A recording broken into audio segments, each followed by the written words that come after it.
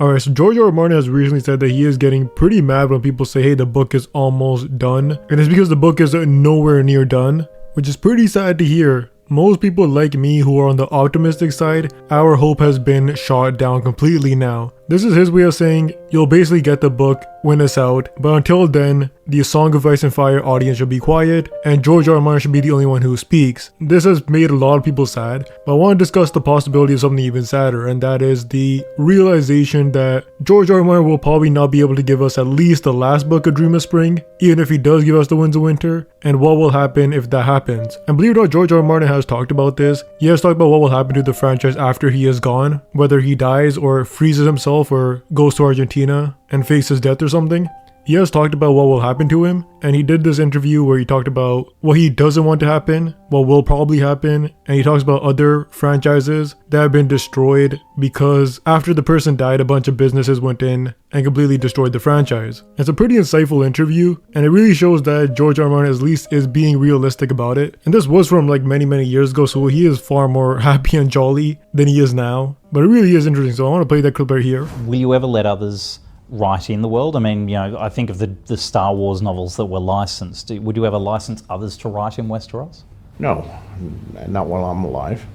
But, you know, eventually I will not be alive because Valar Morghulis, all men must die. And I don't think my wife, if she survives me, will allow that either. But one thing that history has shown us is that eventually these literary rights pass to grandchildren or collateral descendants or people who didn't actually know the writer and don't care about his wishes. They just a cash cow to them, and then we get abominations to my mind like you know, Scarlet, the Margaret Gone with the Wind sequel, or these things that where the grandchildren or great grandchildren just see an opportunity to make a buck. I hate to see that, actually. I admire, I've always admired Tolkien, and he's an immense influence on fantasy. And although I've never met the man, I admire Christopher Tolkien, who's his son, who's been the guardian of Tolkien's estate and has never allowed that.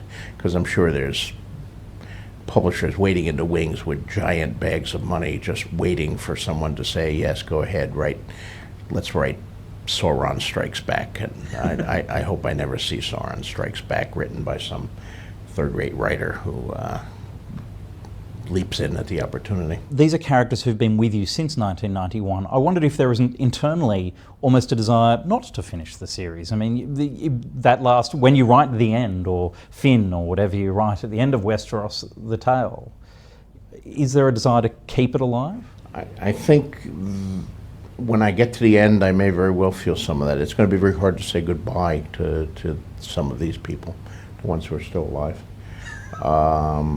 But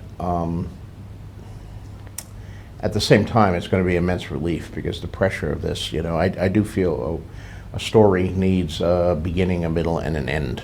And to put an end on this will be an immense monkey off my back. I joke about that on my blog, about all the monkeys on my back, the projects I've said yes to, and one of the monkeys is King Kong, and that, of course, is a Song of Ice and Fire. So King Kong has bowed me down, and it will be nice to get Kong off my back and to have it done at last, and know that I've completed the entire thing. Alright, so yeah, like you said, the franchise will probably go to someone regardless, whether it's 20 years after he dies or 100 years after he dies. It's just something that happens. Businesses find a way to make it work out, where a piece of the franchise can fall into like someone who is related to George R. R. Martin, like his cousin or something, and their grandchildren have a piece of the franchise and be like, hey, you have full control of this franchise now. Do you want to give it to us? And they're like, yeah, if you give me $1 million, and they usually give them like $10 million or $30 million, if not even more than that. And the franchise gets completely destroyed. It's happened to so many franchises. And it's not even just when they die. Sometimes it happens before. Like for Star Wars, George Lucas sold Star Wars in like 2014 or something. And Star Wars has basically been a crapshoot since then. Even though they did have like a couple good movies. Like I did like Rogue One, and honestly really did like The Force Awakens.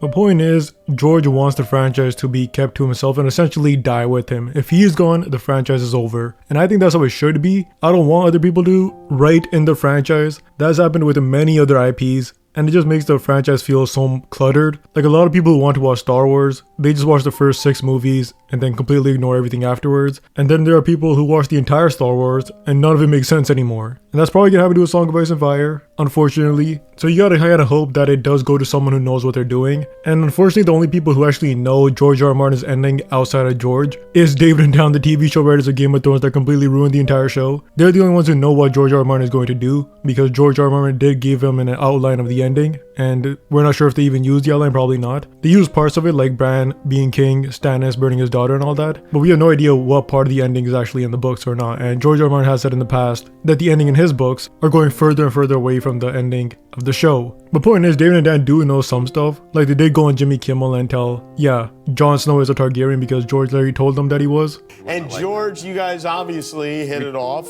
We took him out for lunch here in LA at the Palm, and we had a 4-hour lunch. And at the very end of lunch, he was sitting there kind of looking between the two of us, and he said, "Who was Jon Snow's mother?" Oh. And it was a test question. Ah. And I'll always remember this. And George had a little bit of butter in his beard. And I'll always, like, it's just one of those images that gets, stamped in your brain. We'd invested so much of ourselves and so much hope in this. And it was that feeling, like, if you mess this up, it's all going to go away. Who fielded that question? We had weirdly, we had both talked about it because we'd read the book again by that point. Uh-huh. And when you read it a second time, and if you're paying attention, it's you can kind of tell who Jon Snow's mother is. I see. Yeah. So we had an answer that we thought was right, and turned out, not to spoil it for anybody who hasn't seen it yet, but it turned out to be the right answer. Okay, so we know from the show that's the same mother from the book that was in the show. Yeah, okay. Yeah, so it's sad that the 2 people who know the ending of A Song of Ice and Fire are the 2 people who destroyed Game of Thrones. And I imagine they are some of the reasons why George doesn't want the IP to go to other people, because the last time he gave his IP, media version of his IP in Game of Thrones, to David and Dan and HBO, they completely destroyed it. And they didn't listen to him, but they listened to David and Dan. George R. R. Martin wanted Game of Thrones to go to 10 seasons to maybe even 13 seasons, and David and Dan only wanted to do 7 seasons. And HBO, they kind of had to go with David and Dan because they were the ones actually writing the show, and George R. R. Martin wasn't. So George R. R. Martin already has pretty good reasons to not give his IP out. And then you have House of the Dragon Season 2 as well, where George R. R. Martin has completely went in on a blog post on how bad House of the Dragon Season 2 was last summer, and then he deleted that. And that's just a more further reason why George R. R. Martin should not give his IP out to anyone to finish it. But it's kind of sad, outside of his wife maybe, and David and Dan, no one knows the ending of A Song of Ice and Fire, and we just gotta hope that changes. But to be honest, it's not like I really want anyone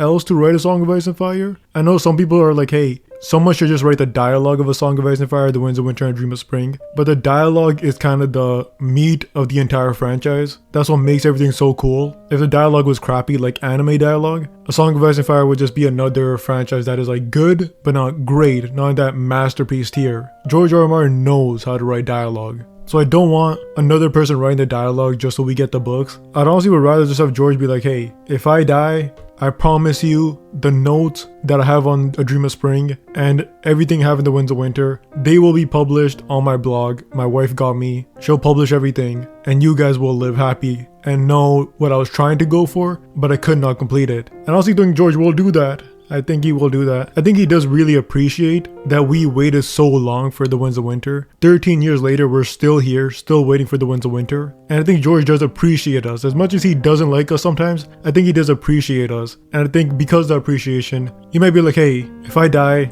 this is what I have, and it will all be published out of respect for us. Like, he does really appreciate us. He has said that many times. Even when he is angry at us, the fans, like a granddad being pissed at his grandchildren. It's kind of like that dynamic, but he does love us and he does care for us. And I think he will do something like that. So a pretty sad video today, I know, but I don't think there's much optimism left in this community. So I thought I'd make a pretty realistic video today rather than an optimistic one or a neutral one. And there's some little bit of pessimism there, I understand. It's a pretty dark topic to talk about another person's death. Obviously his life is so much bigger than A Song of Ice and Fire. And I'm sure there's plenty of other reasons why George R. R. Martin should live a very long life outside of A Song of Ice and Fire. But this is A Song of Ice and Fire channel, so thought I'd make this. especially with how many people are talking about it now, and because you can tell this is in the back of many people's minds. So I thought I'd just give my thoughts on it, even though they're a little bit dark. They wanted me to disrespect George in this video. I know I'm kind of disrespecting him by just talking about his death, but he did do an interview about it, so if he didn't do an interview about it, I probably wouldn't make this video. But since he did an interview about it, I thought it was fine making this video, just give my thoughts on the interview. And yeah, so for this video, make sure to like and subscribe, and yeah, peace out.